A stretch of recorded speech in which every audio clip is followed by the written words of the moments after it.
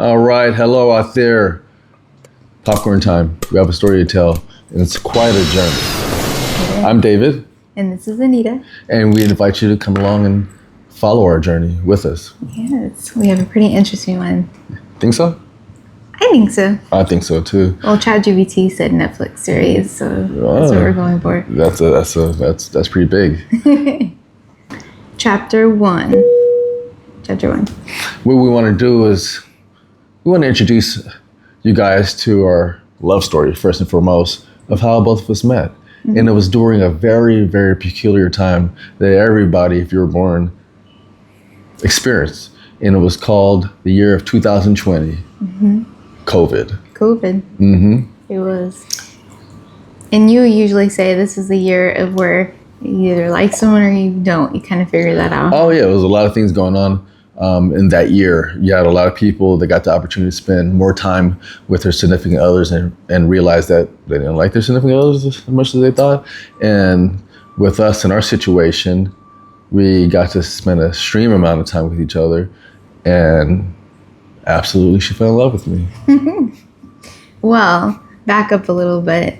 So we met on the app Bumble, mm-hmm. and I think we were both actually kind of new to the dating, what's called dating online field. Dating? Yeah, whatever, I don't know. We were both in long-term relationships before, took time to heal and grow, mm-hmm. and then when we were ready to jump in, I was like, this dating thing was like a really new way for me, mm-hmm. but throw COVID in there because things are shut down, or there was curfews even. Oh yeah. And so it was a very interesting dynamic. And I was in Arizona. He's from California, and we met in Arizona. And so that threw another nice dynamic and twist. Oh yeah, I got sent on a work assignment from California to Arizona. And when I got to Arizona, I was like, I like this place. There's a lot of things I liked about it. California was a blast too, but really fell in love with Arizona. And then when I met this one here, fell in love with it even more. Convinced you to move. Yeah. At least move part-time to me. Yeah, very true, very true. And he helped me actually look at Arizona in a whole nother way. I never hated it, but it was just meh, but it was fun. And so we fell in love with adventure, I think, right away, traveling. Yes. But, so I wasn't really looking for a long-term relationship, but I was open to things. And he sweeps me off my feet. And then he, after like 2 or 3 weeks into the relationship, is like, I'm leaving. I'm going to California. And I said, wait a second. I'm not signing up for long distance relationships. I had my boundaries. I had my checklist. But I just kept things casual, like conversation, texting and stuff. And one day I'm at work, and you're in Charleston now? Yeah. Well, what happened was, I went to Arizona on a work assignment. Mm-hmm. The work assignment was had me relocate back to California. And within about 1 week of being in California, I was sent on another work assignment in this place called Charleston. This place called Charleston. Well, to us, it wasn't just this place. Yeah. I don't think I really understood where it was exactly and how far it was from either Arizona or California until I got to that point in the flight when I looked at the maps and I was like, wait a minute, I'm clear across country. But I was like, you know what? Let's invite this young lady to come on this adventure with me. Mm-hmm. So I'm getting out of work, busy. I'm in sessions with my clients because I'm a mental health therapist. And he's like, do you want to come to Charleston? And I'm like, what are you talking about? I thought he was joking. And then I'm just like kind of joking back, like sarcastically, yeah, sure. He sends me a picture of the ticket and says, can you be there in 2 hours? Mm-hmm. And I was like, oh, So I called my mom up. I had to pack. I'm not joking when I say 2 hours. I'm not exaggerating. Had to drive across town, pack, traffic, find a ride, because I didn't have one at the time, to get to the airport, get on the airplane. I don't have time to like think or compile even where I'm going. I'm just like, boom, sitting in the seat. When they said it was going to be like a 6-hour flight, I'm like, where am I going? And the map says layover in Florida, Miami. Never been. So I call my mom when I get there. I'm like, I'm all the way across the country. Arizona's here. Florida's over here.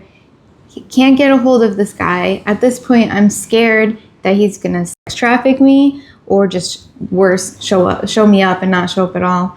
But I made the decision of the life I'm trying to live is adventurous and I can support myself. Showed up at the airport. He wasn't there.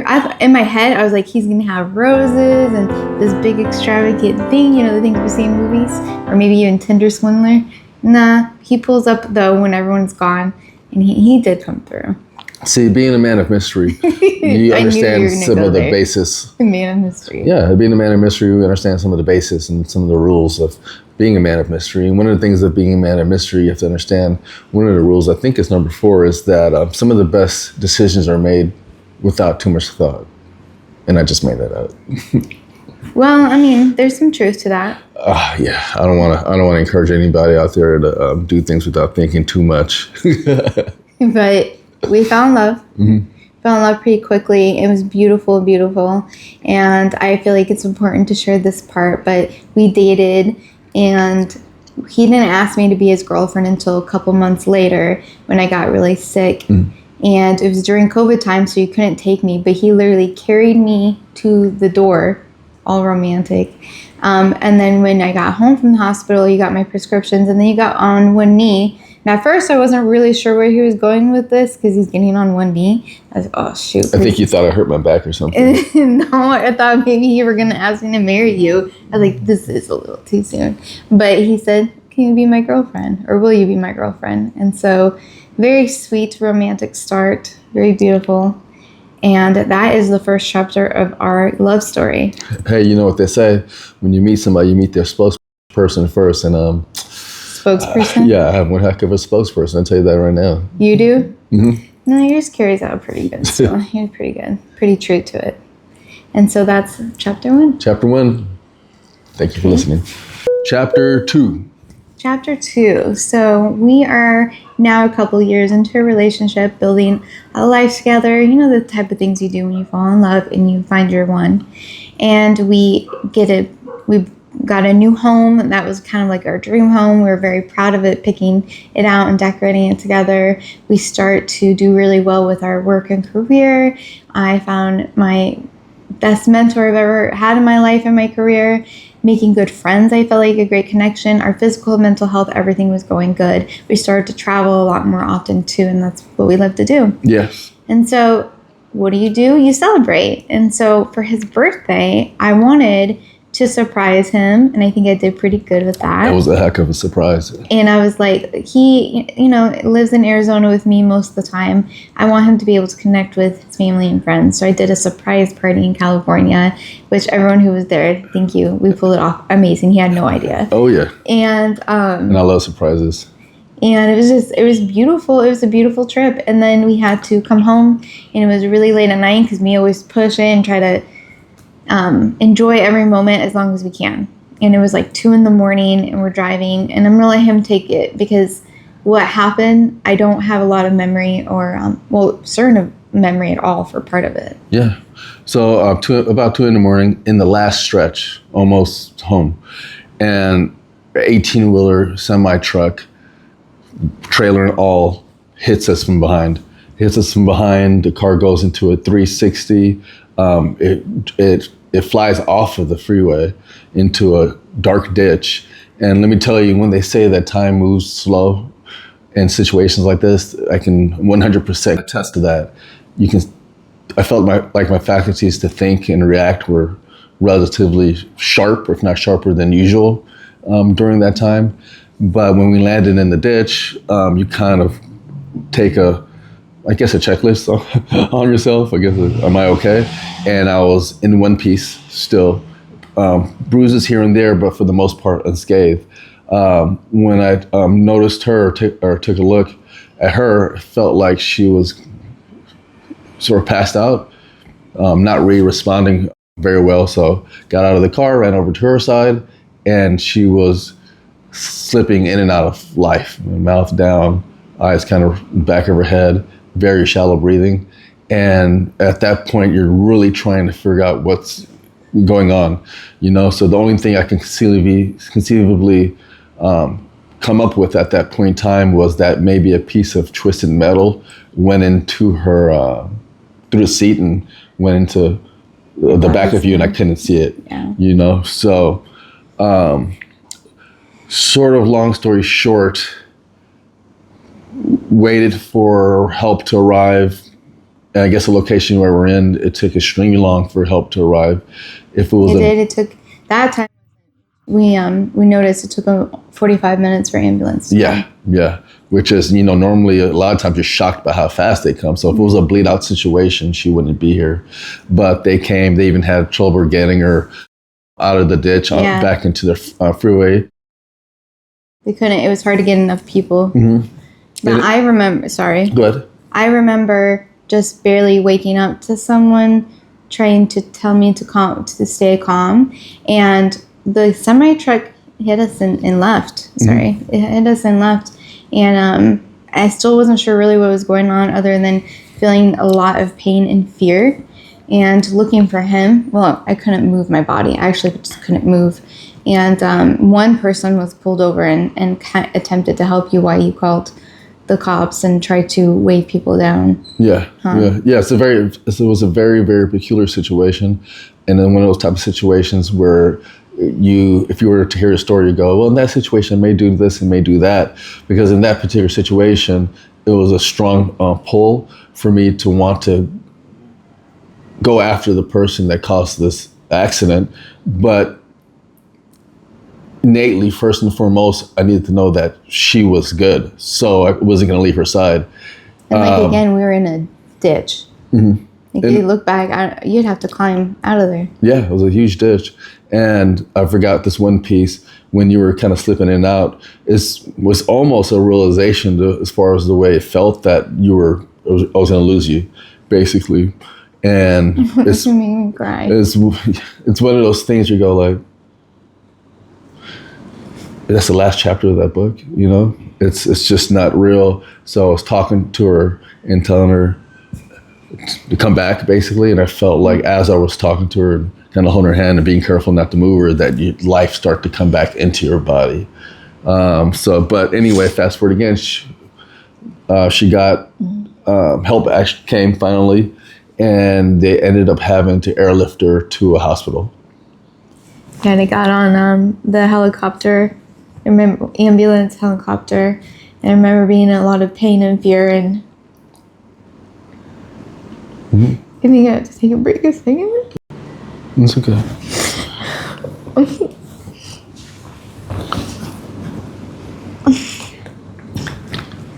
think I need to stop for a second. Yeah. But, Hold on. my makeup. Let me mess up.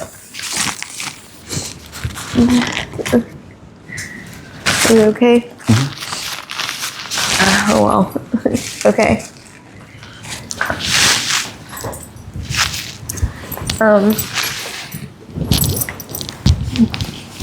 I wasn't expecting that. I think what happens is you numb yourself a lot from the pain. By the way, I was in the helicopter and just a lot of pain, and I remember being in the hospital. It's kind of a daze, because when you're in that much pain, the only way you can kind of like deal with it is to be almost zoned out. And when I remember hearing doctors around me talking about being paralyzed and maybe getting on a ventilator, I just remember that time in my body, it just like refused that information. I refused it. I was like, that cannot be my life. Like, this isn't supposed to be happening right now. I refuse this. But every time they told me to like move my legs, I couldn't. And so it was really scary, and I couldn't move. And when you can't move and you can't see the people you love and you're scared, it's just scary. But it's powerful, because it just felt like I tried everything I could to refuse the narrative that they were possibly saying. And I'm gonna let you take it from there. Yeah, it's a you go from one reality of something that's going on to a completely different world in an instant. This is probably the best way to describe it. You're driving home after a exciting and very enjoyable moment, and life can change on you on the blink of an eye. It goes from very whiplash, to say the least, of a situation, and juggling your place when your partner is we don't really know what's going on. It's a really, really complicated and difficult thing to carry out. You know, you got this person saying this medical person saying that. Your brain starts to become very scattered, you know, and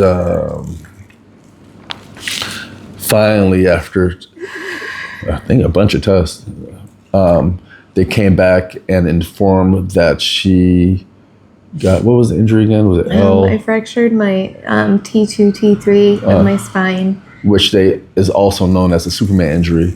Those that don't know, the actor that played Superman, one of my favorite Supermans, is Christopher Reeves, and he endured the same fracture in his spine after falling off a horse in a horse riding was it expedition or show or something like this.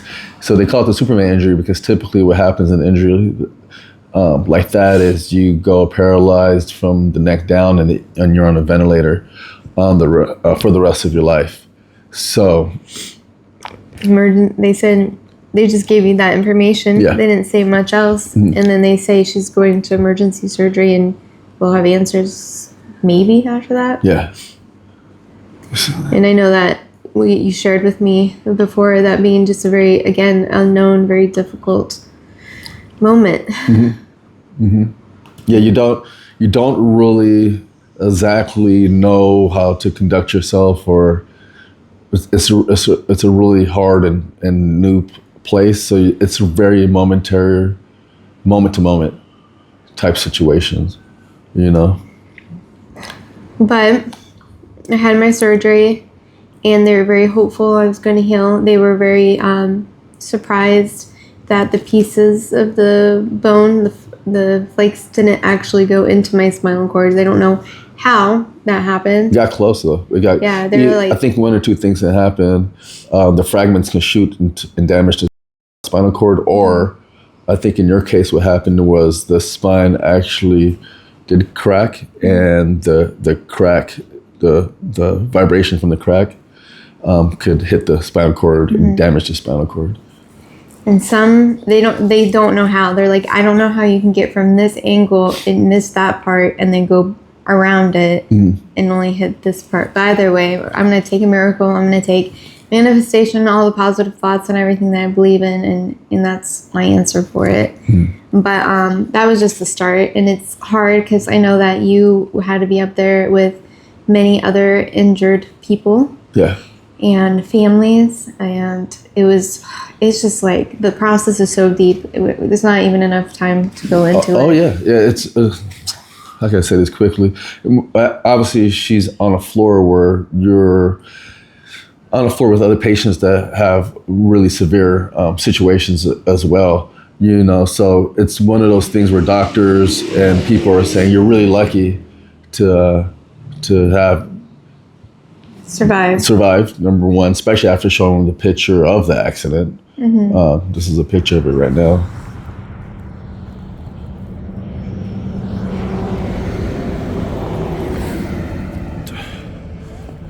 Especially after showing people the picture of the accident, it's more of like, you guys, like, how number one, how do you look that way? And number two, how is she not in worse condition, and that you're lucky?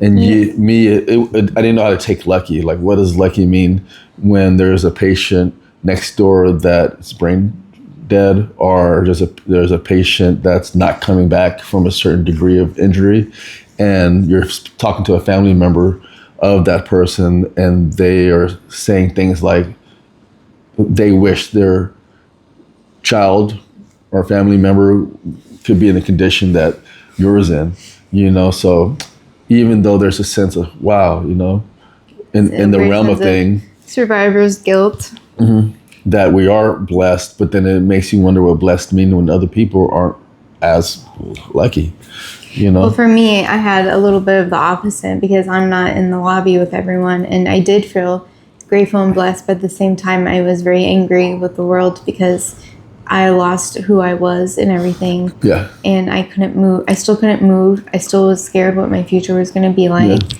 And the pain, it was a living on earth, it felt like, in the moments of healing. And yet I felt like I should have been really grateful and happy. So for everyone who's going through anything, it's okay to feel the pain in the moment. But I did still hold hope.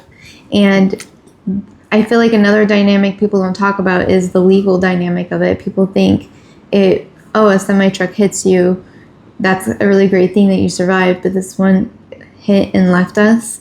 And so we had all these attorneys wanting to work with us and pulling us left and right. But then when they actually hear what's going on and they can't find the person, you're left alone. Mm-hmm. And you find out who your true family, I say true family because not all family is the same, true family and friends are. Uh-huh. I want to say thank you to those people because you'll always be with us and in my heart. Without a doubt. And the world doesn't stop when this happens. It was some point during that situation where I actually understood what they mean when a person passes and they say, let's have a moment of silence, because a moment where everybody can pause and respects for you is a huge deal, because what happens in a situation like the situation we're in, things don't pause.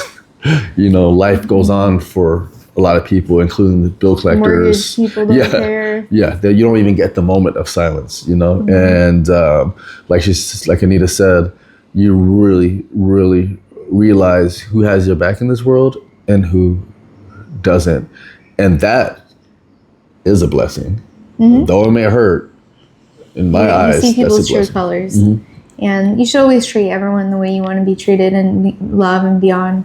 It's kind of how we work.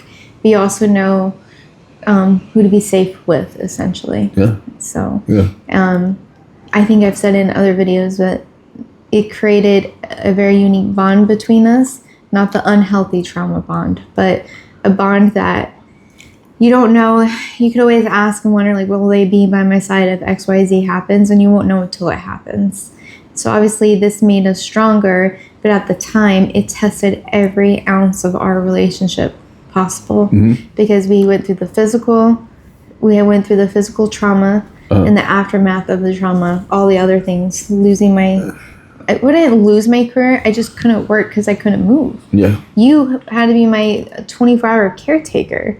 Yeah. And so the recovery on top of the physical recovery is substantial. We're like bathing, all the stuff you don't want your husband to really be helping you do 24/7. Mm-hmm. And it's a whole nother dynamic. And I'm 30-ish years old and I don't want to be living like I'm 70. Yeah. Yeah. God forbid anybody that's watching this ever comes close to having a situation like this. It's not fun nor glorious. So that's our chapter 2. Chapter 3, the comeback. And so, like I stated toward the end of the other one, life hits you a bit hard. We lost everything that we essentially shared, that we worked up so much. And we were stripped with just the bare us, which I feel like can be really powerful, but our stubborn egos definitely do not like it. But it gave us, once we were healed, physically healed, all those appointments and everything, and we're in the turtle shell and stuff. Those that don't know, the turtle shell is what keeps your spine, your back stabilized. Mm-hmm. And so there's a brace, a pretty wicked back brace to put on you, but they also put a front brace on you. And oh my gosh, do you know how hard it is to look cute? It's a color blue, and we're workout people, so they said that the recovery is going to take quite a bit. And even then, we're like, they said 6 months. I said to myself, I don't know workout people too well, but so we would put the brace on you, which was a pretty interesting process in itself. Doing my hair, my makeup, all of it. You made it resemble a Ninja Turtle. So I like to say that you were the cutest missing Ninja Turtle member of the Ninja Turtles that ever existed. Yeah, but when you're not working and you're healing and you want to get a sense of normalcy back in your life, I was like, I got to go to the gym. But you were very patient with me because he would go at midnight for me where it wasn't super busy. And then when it was busy, you didn't leave by my side and you helped me work through on the anxiety. Mm-hmm. But some people would stop me and say it was inspiring, but I was gonna say with the midnight thing, you gotta make sure in your life you stay clear of haters. But you'd be surprised how many people are actually in that environment very, number one, motivated by you. They're like, okay, if you can get here like that, that's pretty uplifting. It seemed like, as far as the response that we're getting from random strangers. yeah, it is. It's still a little awkward and hard to look cute in good leggings. And I had to be so patient with myself not to do certain workouts and be healing. But And me, I just looked like some kind of superhero. I don't know what the big deal was, but whatever. just Yeah, kidding. if anything, it made you look amazing because you're like by my side. Yeah. All girls wanted him. But when I was wearing the turtle shell, they kind of stayed away. When the turtle shell came off, they're like, fair game. Yeah. And I'm like, Yeah. But I feel like I came back stronger. And we came back stronger. Uh-huh. But we were very determined because before the accident happened, like I've shared, we were building our life. Mm-hmm. We were planning the trip to Bali, but we were like, I think we were looking at tickets and planning it, but just, waiting the right time since we're doing good with our new careers at the time. Yeah. And accident stopped. And I won't lie, there was times like, how are we ever gonna get out of this? Like I mentioned in the earlier chapter of falling in love with each other, we were building our life together and things were going really good. And prior to the accident, we were already planning a trip to Bali, and that was like kind of our big goal as a couple. And so as we start to rebuild our life after the accident, that was our main goal to achieve, right? And we started to practice a lot of manifestation, a lot of positivity. We even took the map and hung it up in our bedroom because that's how much we wanted it, especially, when you're so close to getting it before and then life hits you and takes it away. Yeah, we got this huge map of the island of Bali that we hung up in the bedroom, kind of mapped out the different areas we wanted to go visit. We have and pictures so we of had to that. look at it every morning we woke up and every day before we went to sleep. Yeah, so be careful what you manifest for sure. So we went ahead and bought the tickets for this expedition that we had our hearts set on. It came true.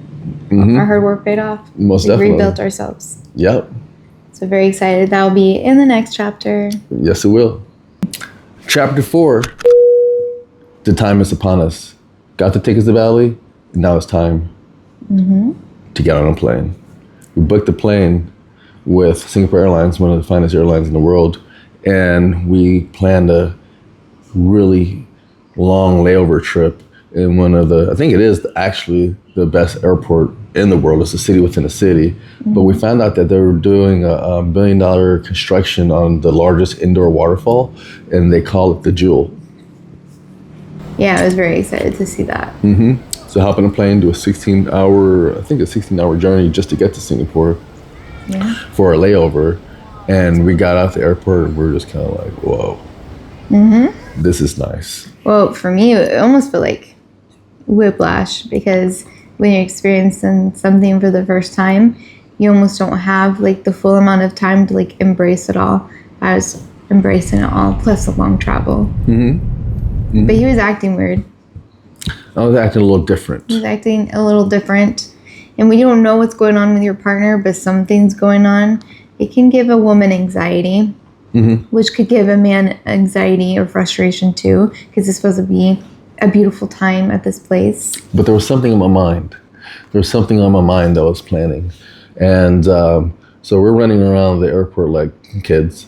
And I'm kind of scoping out different places of the airport. And finally we get to the Jewel. And it's an astonishing work of art, this indoor waterfall. And I have to add, we have like an hour and a half to get to our flight. And again, like we said, large airport, never been for me. Don't know where our terminal is. We're running out of time. And it's crowded at night. Beautiful light show, beautiful. And a crowd of people because it's busy, it's travel season. And he has to go to the bathroom, who knows where, and leaves me alone. When indoor nature calls, you answer that call. And so, what happens? So I'll go use the restroom. I tell her to wait at the waterfall. I come back to the waterfall. I'm scoping out the situation. See a friendly couple standing off into the side. Go whisper into the couple's ear. We love taking videos and taking shots and stuff like that. So I had her set up a tripod. We like to video ourselves. No, we don't.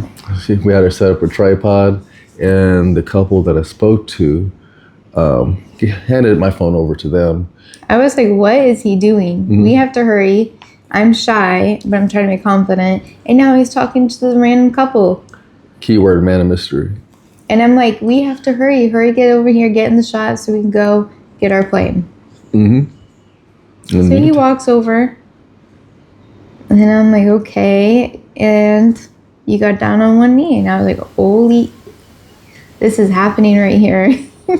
Most definitely. I got really shy. I did the whole crying thing. So all the acting a bit different before that was where is the right place? When is the right time?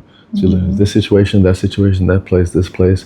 And I didn't plan for the proposal to happen at the Jewel, but it is called a Jewel.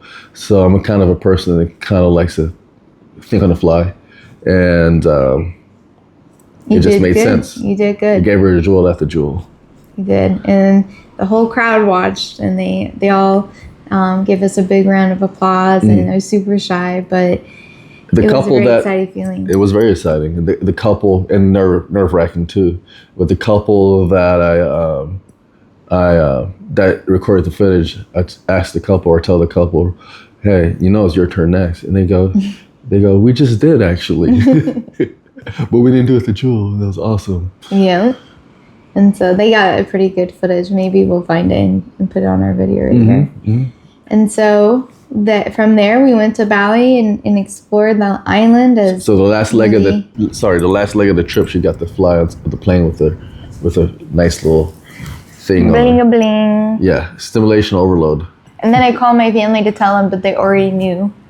And so, which is kind of cool, but it was a different feeling, and then you just have anxiety the whole trip about losing or messing up your ring. Her family knew because I actually asked for permission and also put them on to what was going on before I actually popped the question. And everyone kept a secret.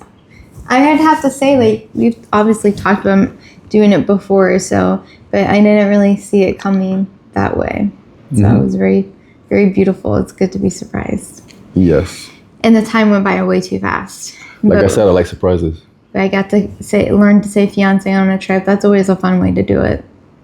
And so we traveled Bali, or Bali, however you say it. And it was just an amazing time for us to just be us finally and remember how our body feels, what it's like to run around again, get one with nature and spirituality.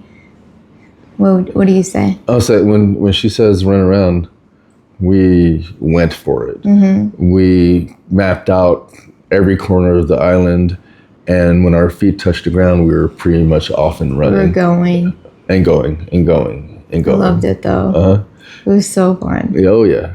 And we went to the other two islands. And so we just created beautiful memories. Gili T and Nusa Penida? Yeah, those are wonderful too. Beautiful, just gorgeous. And it was like a really good, we hit it running, but we spent enough time, a month, so it allowed us to run, but take it in slowly too. Yeah. And I would say you have to do that when you're traveling, and because I don't want to just go to sites and tourist sites, I want to embrace the culture and learn from it. The people. Yeah, that's what I did in Japan, and I loved taking that away and bringing it back to home, essentially. It was a very extraordinary event because I forget how it's actually said. I believe it's Napoleon Hill, but for every, I forget how he says it, for every hard situation, I'll say it my way, very hard situation, there's an equivalent outcome of that situation that's good or great. Something along the lines of that. I like that. I dig it. So that was definitely our get back. I don't know. I think it was just a taste of our get back, to be honest. Yeah. Because we go on the trip, feel amazing, and we come back home, and that's our next chapter. Yes. Chapter 5, Boomerang. Mm-hmm. So now we made it back home. Oh yeah. How would you say that went? That was a heck of a plane ride back home after running around. Came back a few shades darker, which was amazing. Definitely sun-kissed. And it was funny because I was on the phone with my brother. He goes, "It sounds like you're gonna need a vacation from the vacation." It sounded funny to us, but It's true. we were whipped. Yeah. It was, and when you go from one contrast to another, it doesn't matter good or bad, bad, bad, good, good. It's just like it's a contrast, and you're gonna have a little, again, whiplash, taking it all in. But it forced us to, I think once we caught up on sleep, to be extremely reflective. Would you say? Yeah. After about 3 months of hibernation, we caught up on sling. It took a while. After we caught up on sleep, we kind of looked around, and we asked some questions to ourselves as far as what we want to do as far as future steps. And we said, that was an amazing experience in Bali. And being back home was pretty amazing as well. But Bali vacation, does it have to be a vacation? Maybe not, but when there's some real deep manifestation, and a very, very close friend of mine likes to remind me, write it down. So we took out the good pen and started mapping out what we wanted for ourselves for the near future. And one of them so happens to be moving to this magical place called Bali. And that's where we are today. And we want to share that with you because, again, everyone has their unique story and journey, and it's a very beautiful one.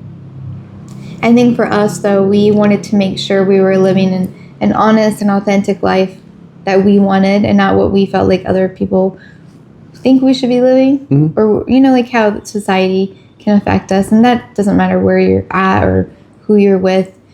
Make sure you're not living it for your parents or other people or for your haters or whatever that could be. And we had to be, it was very interesting because you would think it's, okay, you guys love each other, sit down and write your goals, easy, but it's not as easy because you have to be, we've talked about it before, honest with yourself, both of you, and then honest with each other in the most authentic and raw way.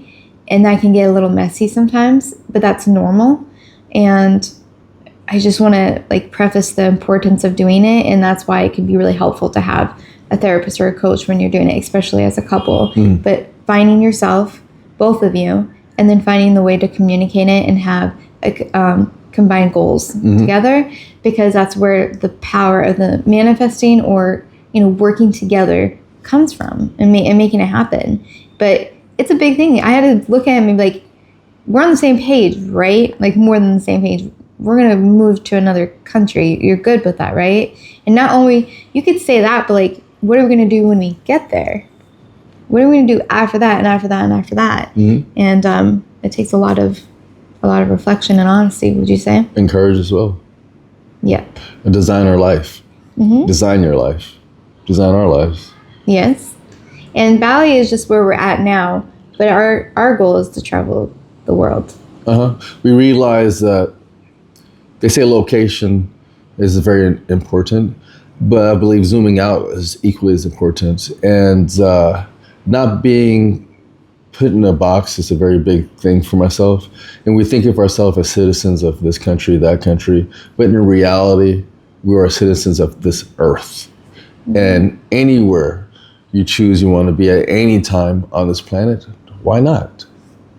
Yeah. Why not? It can be down the street where you're at right now. It could be a different job, different relationship. It can be multiple places almost simultaneously.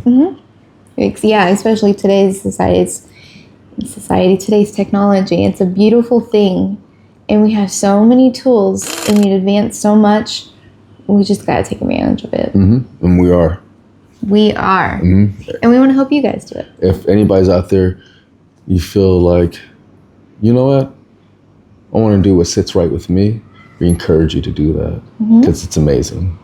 It's beautiful. Uh-huh. And we did it. And this is our story, our journey. It's not over yet, though. Not at all. You guys are getting like a little intro of it. Mm-hmm. And if you're lucky, you'll stay tuned to see it blossom even more. Right, babe? Like the lotus flower. Oh, yeah. Like the lotus flower.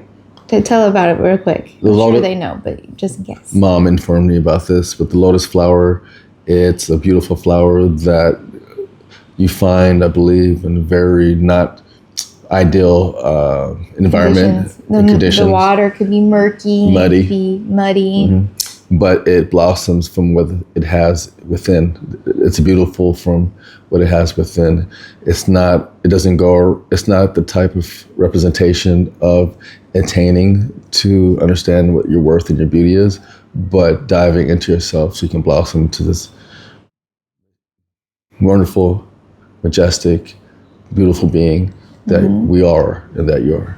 Yes. And you want to know what I like about the lotus flower too is the layers of it. Mm-hmm. Just like us beings are all these layers. Mm-hmm. And it's just a very gorgeous piece of flower. And I always do see it kind of, it's always like one or two. Yeah. I could be wrong. It might just be what I'm seeing. I think so. But you don't see like a ton of them. No. And if you were to take that as a metaphor of life, your surroundings don't define you either, and the people you're around. But I think it's important to recognize who you surround yourself with if you have a choice. Mm-hmm. And if you have tools and options, use them at your disposal. And again, that's where it can be helpful to have someone help you figure what those tools are. Mm-hmm. So, thanks for joining. Thank you. Hopefully all your popcorn's gone. Love you. Love you too. Bye.